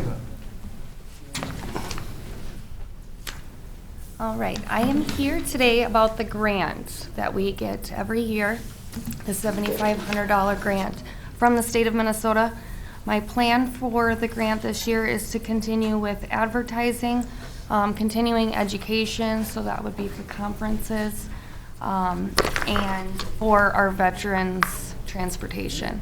That's what I plan on continuing to use that for. So it is our process that we have to request it with you guys, get the signatures, and then I submit it to the state, and then they will do an online signature process. So that's how that will go.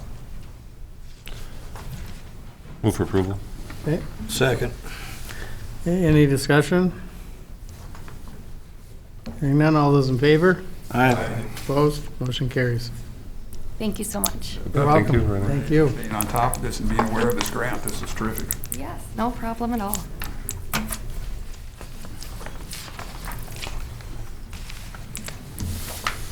Would it be okay for me to approach so I can- Sure.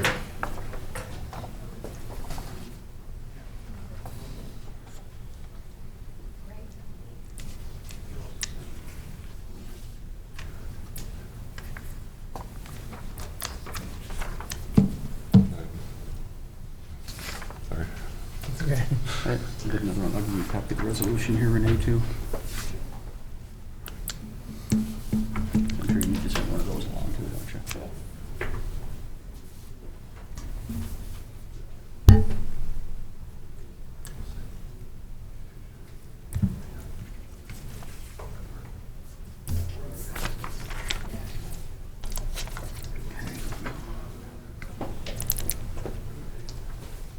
I need to affix the seal on there. Give me just a second.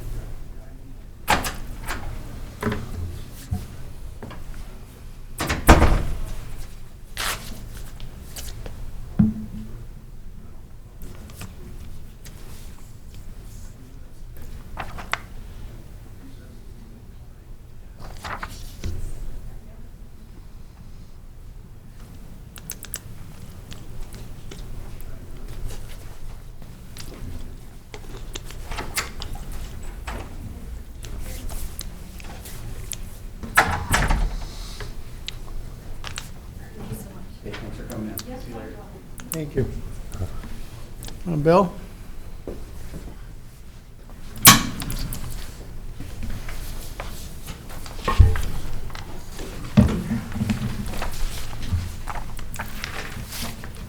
Good morning. Good morning. All right, so this is part 3B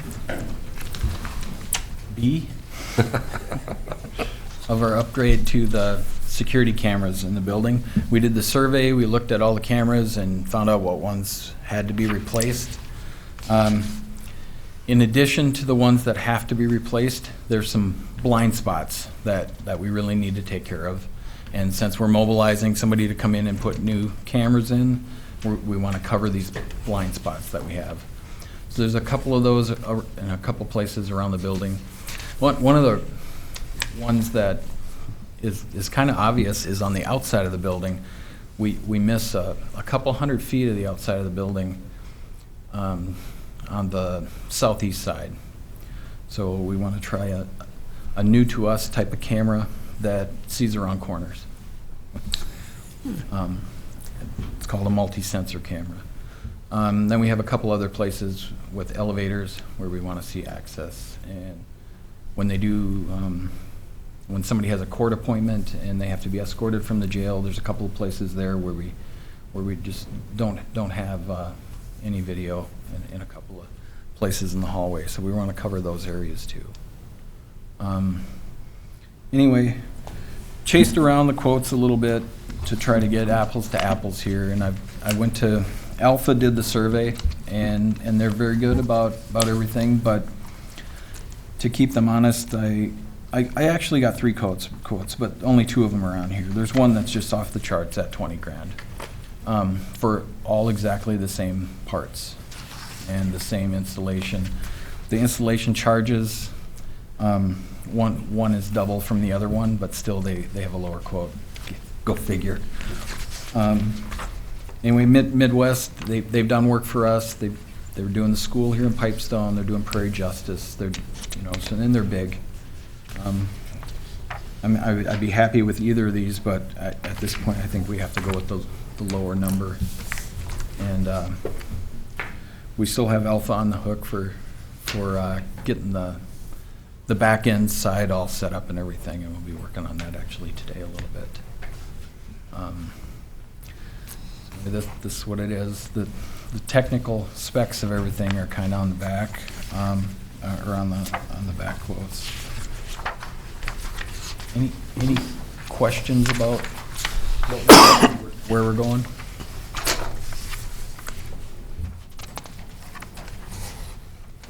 Do they have a timeline for when they could do it, or?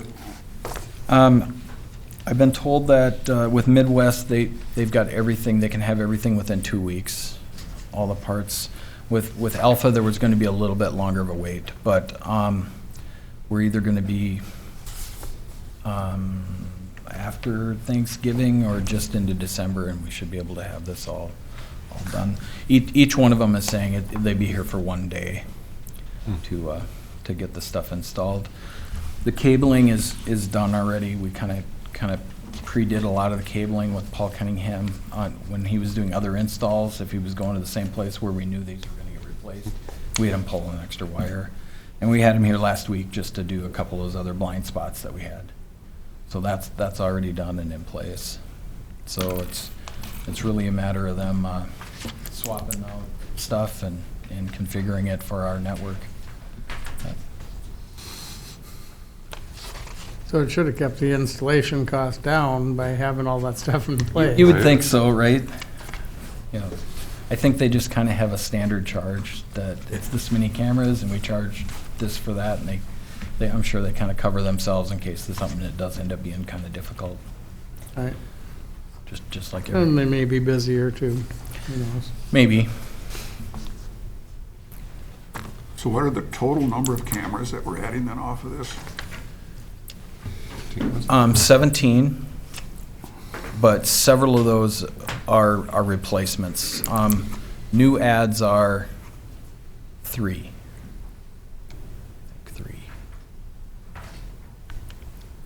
Might be 4. 4 new ads. Otherwise, we'll be at 65 cameras is where we'll be at throughout our whole campus. Too many to look at. And then this alleviates our security concerns as far as the integrity of the software with Chinese-made cameras. Do I understand that? Correct, yes.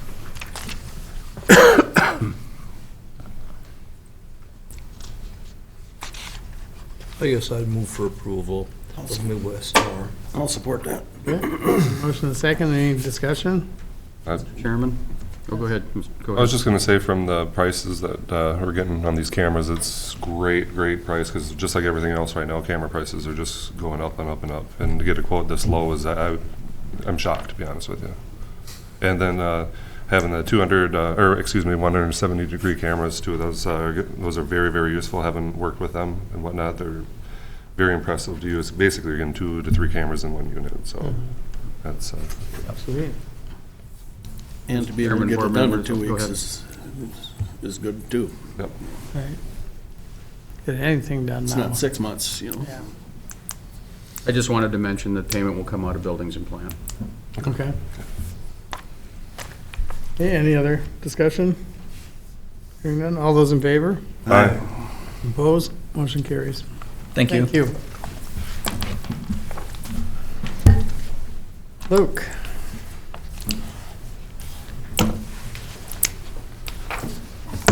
Welcome.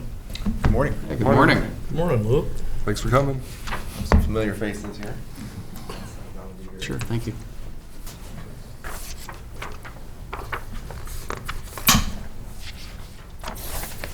For those that don't know me, my name's Luke Como. I'm the Executive Director of Southwestern Mental Health Center.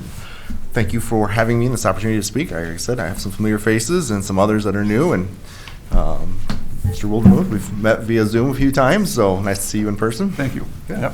You see my pretty face? There you go. Put it back on. There's a reason I wear this. I want to be very respectful of your time, and I apologize. I haven't looked up here. What time should I wrap up by? I see 10:30, and then it goes blank. I mean, we can order lunch, I guess, but no, I'm kidding. I just want to be very respectful. What's that? You buy? Yeah, sure. So, anyway, I have a couple of things I would like to bring forth and discuss with you today. Obviously, one would be an overview of mental health services and where we're going in regards to as we look into 2022. But what I have in front of you is just an infographic that I want to kind of walk through real quick. Kind of sets a baseline of where mental health services in our region has been and the financial struggles that have just kind of been in existence for some time. And so I'm going to summarize and take some broad strokes just for the respectful of time. But when we look at Southwestern Mental Health Center, we provide a wide variety of services. But the most predominant service that we provide is 1-hour outpatient therapy. So individuals come to us. Previously, we'll live in the pre-2020 era for now, up until the end of 2019. Individuals would come physically for a 1-hour outpatient therapy session. That cost to the agency was roughly around $194 in regards to say net zero with all our overhead costs would be that. If you're looking at the sheet in front of you, you'll see that the client is walking through the door, and they're going to be one of 2 ways for us. So 52% of our clients are on some sort of PMAP or insurance through the Minnesota Medical Assistance Program, and 48% are some type of commercial carrier, as we're familiar with Blue Cross, so on and so forth. What I want to bring forth today is in regards to what's happened, and I'm going to just live in the world of the last 5 years, roughly back to 2015, if you would, maybe 6 years, is where insurance rates are at and what is that's happening to mental health services. So if we look at the PMAP rates, generally speaking, year after year, we see in between 0 to 1 to 2% increases in those rates. And so while certainly we're thankful to have increased rates, very much part of that is not keeping up completely with the costs of doing business, and I'll get to that in just a bit. The 48% of our clients with the commercial carriers, as we all know, we all can relate to this, going back to 2015, nationally, the average deductible rate in the United States was $200, $250, somewhere in there. So you meet that, it goes to either copay or what have you in regards to your out of pocket is that low. Nowadays, we're looking at $4,000. We even have some $8,000 higher deductibles is pretty standard now walking in. The graph that is just beneath that data there with the line graph just shows the general amount of deductibles for, this is just workers across the United States versus the means of income, which would be the black or the blue lines at the very bottom, versus deductibles. So how that impacts us in community mental health is certainly we are reliant on insurance rates in regards to the reimbursement and to pay for our overhead, to pay for the indirect cost of providing service.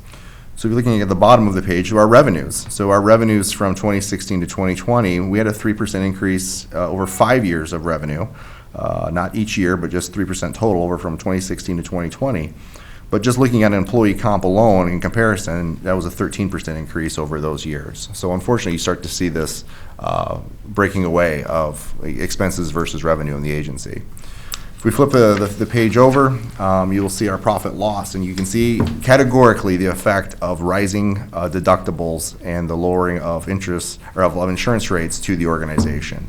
Up through 2014, 15, and 16, we were still within a black margin, but the catastrophic effect of the downturn really has to play on the revenue stream coming into the agency. And then for the last 3 years, we are at roughly negative 147 to 158. And much of that, why that hasn't continued to bleed out, is we're putting the reins on expenses. We're really looking very closely at how do we maintain our mission, but yet continue to fix the situation with insurance rates. A common question that's been asked, as I will get to obviously where we are currently, is county support. There's obviously some misinformation, or some individuals believe that we're fully funded by the counties, we're not reliant on insurance rates, so on and so forth. So in that middle graph, if you would, so 25% increase over 7 years in regards to overall expenses, going from 6.4 million up to 8 million in 2020.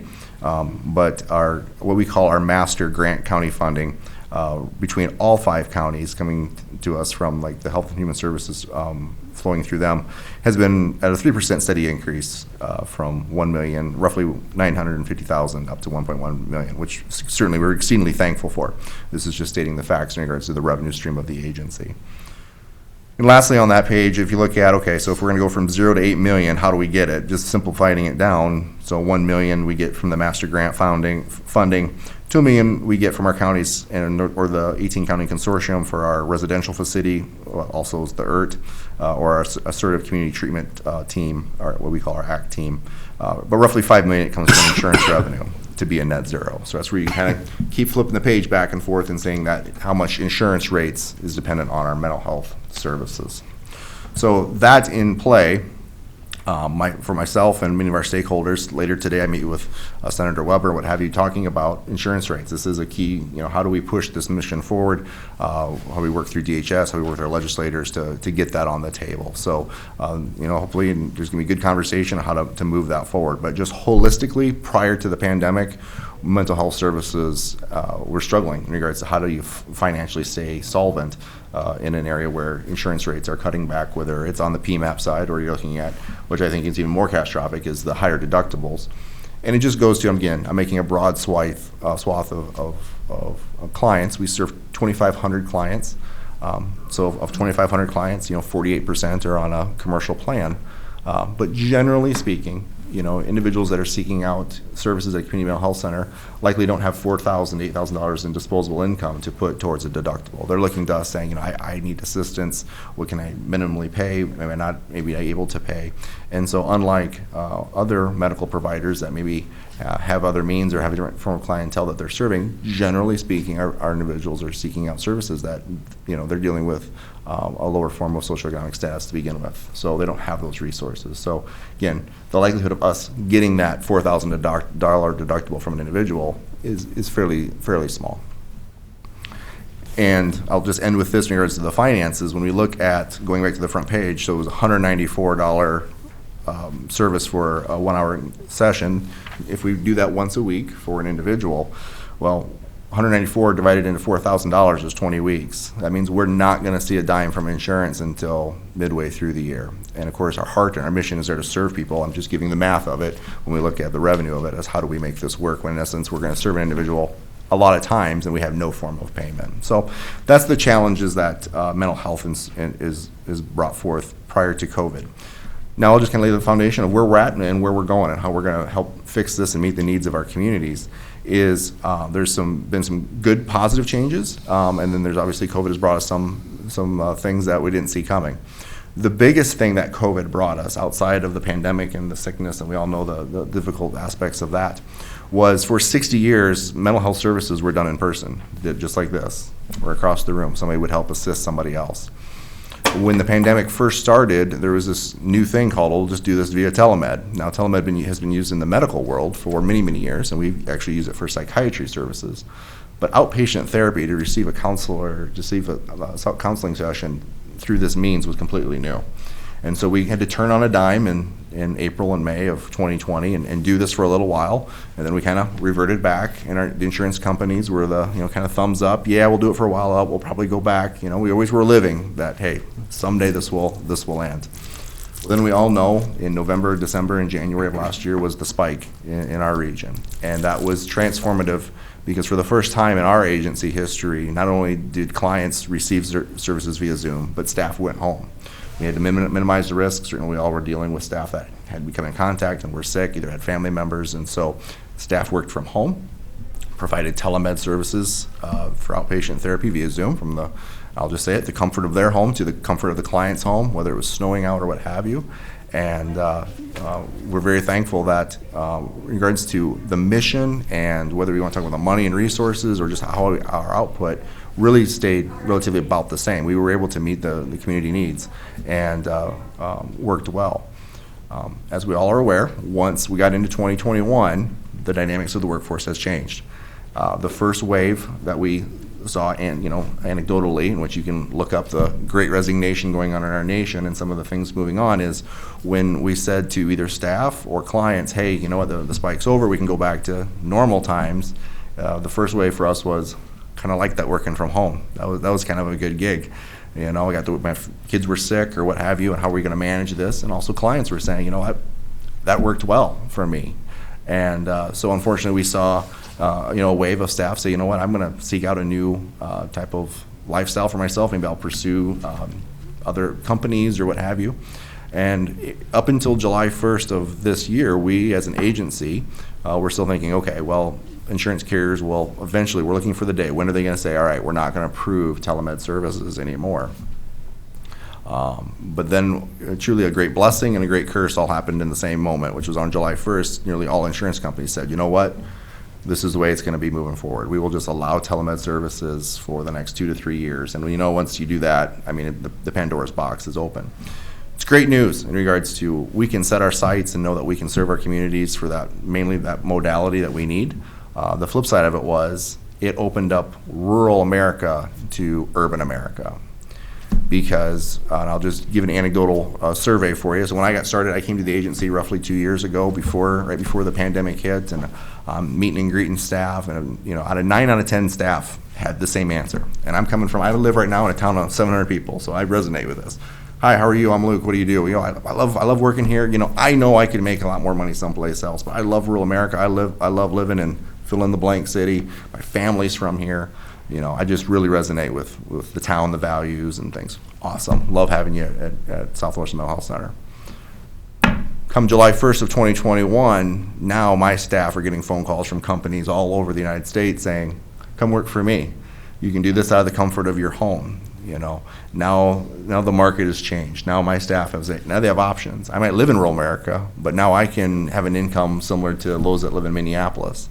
And what we saw strictly in therapists in terms of wages and employment is again, very anecdotal here, but if Minneapolis wages were here and rural America wages were here, they've had to do this. Because if I want people to work for our agency, they're getting market offers from the big towns and cities and places. And, so again, we kind of entered the second wave of the Great Resignation. So going to our staff as a whole, we've lost around 25%, or actually around 26% of our staff. It's actually about average with community mental health centers. So all of us mental health center executive directors recently just met, kind of compared numbers. There's mental health centers in the state that are pushing 45% of staff that have left, and down into the lower 20s. So we're sitting about average. Our difficult part for us, we're right here in the Pipestone region, in the Rock County region, is our proximity to Sioux Falls. There's a big pull there in regards to being able to go to either to the two major hospitals and things of that nature. So, especially for those that sit on my board, and then those outside, 2021 has been a fast set of dominoes, because as we hit July 1st, what transpired was the staff began saying, you know what, I have other options, I'm going to pursue other things. And I'm going to summarize a lot we all know, but in terms of a lot of the common questions and things that we're seeing by staff was the rising costs of life, the food, the travel. You know, I had a staff member come to me and say, you know, I had to buy a car, I had to pay sticker price for it. You know, I never used to think or feel this way, but now what I make really does matter. You know, what I have to do to provide for my family does. And so I know in the region, you know, whether it's Southwestern Mental Health Center or other companies, is staying competitive. So now we're looking at, all right, we need to make sure we're at market adjustment rates for wages and staying competitive and so forth. Through the months of August and September, it became very apparent that as the switch to telemed was there, in order for me to attract and retain staff, I have to be able to provide that telemed option. I have to say, if you're going to come work for us, you can do a hybrid. You can work a couple days in the office, you can work a couple days at home, match to what's going on normative-wise in our nation. We are an Avera partner, and so I work directly with Avera Behavioral Health. They're doing the exact same thing. I said, well, you know, obviously we're rural America, what can we do? They're going, you're going to have to adapt to this, otherwise your staff are going to really completely leave. And so going to our three offices, our Pipestone office, Wyndham, and Jackson office, staffing those became nearly impossible. Either the staff are going to work in that region and work from home, or we're going to have to look at closing those facilities, because we're not going to have the staff to be able to meet to keep them open. As a rural 29 mental health center, we have rules that we have to obviously abide by. One of which is, if your doors are open, you have to have staff there. You have to have a professional mental health licensed individual there to meet the need, which was come to kind of bite us in the rear, which is like, if our doors are open but staff are working from home, we have this problem. So we either have to figure out a way to fix it, or we need to look at consolidating. And so the move and decision by the board of directors and myself to close our offices is the best way that we see formatively to consolidate down. And that's why I bring forth this. We're dealing with financial challenges. We don't have the means to have smaller offices if you would in other counties, provide telemed services to our counties. And really, I think that the challenges that do exist that we need to look at is, certainly we know that individuals that have maybe transportation issues or technology issues. Here's the heart of our issue is maybe it's how do we get individuals to have internet? How do we get individuals to have a tablet?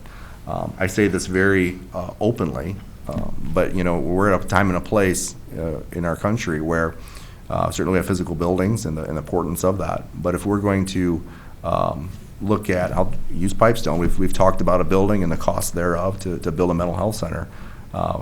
Is it better to invest that money in a building, or is it invest that money to tablets and internet? You know, because what is the future going to be for clients? What is it that they need as accessibility? And certainly I'm not saying that we have that money to go and spend at this moment. I'm just saying that when you're looking at where are you going to invest your time and your energy, let's overcome the situations of how do we get access to people versus trying to figure a way to keep the community mental center open when we don't have the staff and the means to do it. So I apologize. I've said a lot. I want to open it up to you guys. What can I do to answer your questions and help you guys out in any way? A couple of questions. One, I guess I've heard from several people in the community that are, of course, concerned about our local office closing. Yeah. Is there somewhere locally that access will be provided if they don't have adequate internet where they live? Yeah. And then, do you have enough staff you have two sites still open, Worthington and Laverne? Correct. Do you have enough staff there to accommodate the volume that you normally would get from all 5 counties? Sure. So the first question is the heart of that is how do we partner, like let's say with Pipestone Hospital, so on and so forth. Right now, why we don't have anything in place is it's looking for staff, which I'm going to go to your next part is do we have the people for volume? We do, because the new hires that I've just hired and brought onto the agency aren't from around here. I'm going to play the same game back on how people are taking our employees is, I mean, I just hired somebody out of, Mankato who will never step foot in our agency, who will provide telemedicine. So we're keeping up. Obviously, we're in a transition period, getting people shifted out and making sure that we're meeting the needs. But how we advertise now is if you have a Minnesota license or in Florida, you can work for us. And there's a rise of 1099 employees. Again, we're going to hit on a lot of topics here. Individuals don't want to be tied to a place that is going to mandate a vaccine. And so the rise of individuals seeking out a 1099 independent contractor with us seems to be really going up quite a bit. Seems to be there's a common theme there. So meeting the need, yes. In regards to can we doing it through telemed and also our 2 offices, yes. I think the question is how do we do it? How do I get people to come to Pipestone to find an employee to do that at the hospital is my greatest challenge right now. It's not that the answer is no, it's just I just have very few of them that in my repertoire right now. So in order to have a online site here, you have to have an employee here? No, not online. I'm talking about like somebody going to the hospital. Like if I work with them and I need, what we're trying to figure out is right now we're looking at how many clients in the Pipestone region need face-to-face. And that's what we're trying to see, like who's slipping through the gaps, who's really struggling, that's not working. And then can we say, all right, can we get all those individuals to say, come to, and again, I'm speaking ahead of myself in regards to the location, but let's just go to the hospital. Can I have a room on a Monday? I don't need it 5 days a week. I just need a room on a Monday that we can facilitate this. And so right now we're quantifying what is the need for that. But there would still be the potential of a room that people could just use to access the internet. Absolutely, yeah. I mean, absolutely. That's where we want to go. Is either they're accessing the internet to do telemed, or maybe there can actually be a physical person there to do it. Okay. Any other questions? I think we've had a lot of questions for Luke over the last few months, so I'd open up to the rest of you guys. Yeah, I guess Chris and I are kind of ahead of the game on this. We've been involved in a lot of discussions over the last couple months. And as you see, the dynamics have changed monthly, so. Right. Well, weekly. Weekly, yes. Let me start first with reimbursement rate. You mentioned you're going to be meeting with Senator Weber. The handout that you gave us, as you know, Pipestone is very involved in Prime West. Take a look at the reimbursement rate there. It's obvious that Prime West pays better than any of the other providers do, especially compared to the major one of Blue Plus. Huge disparity there. Yep. So if you would, please, while you're visiting with Senator Weber, please reiterate this fact, how important it is for Prime West to continue on a county-based purchasing. You understand that whole discussion with Minnesota Department of Health and how they don't want, they send the signal out that they don't approve of county-based purchasing for whatever reason. So that's another battle that we're fighting. And the proof is in the figures right here. You can see what Prime West does because of their mission. So that one issue set aside. You also referred to the fact, can Southwest Mental Health afford to build a building here? They need a building. There's been some discussion in the past. Could you spend some time elaborating on that? Just exactly what is it that had we not had the telehealth come up, what are your building requirements? And we kicked this around for years. What do we do for building for you guys? I think the good place on that is that we don't have a big building right now, I'll be honest.